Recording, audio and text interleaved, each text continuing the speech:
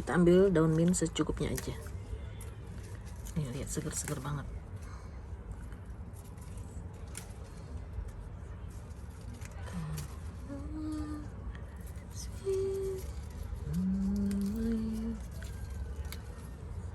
Tuh, mungkin satu lagi. Nah, segini aja, cukup.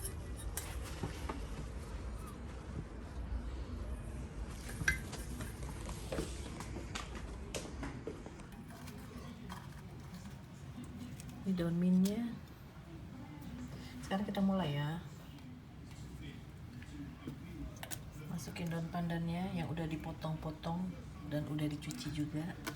Airnya secukupnya aja.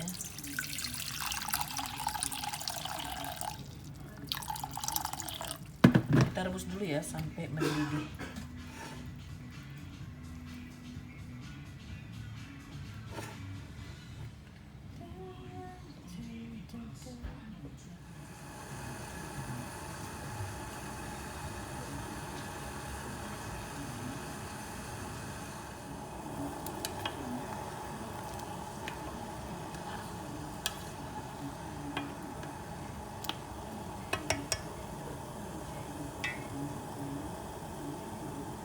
Nah ini udah mendidih ya, matiin.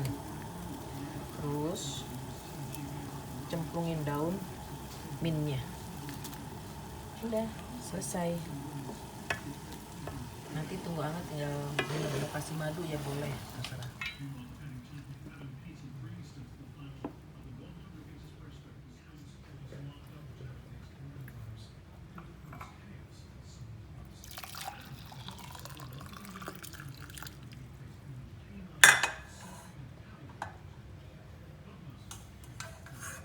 Baunya harum karena perpaduan pandan sama mint ya.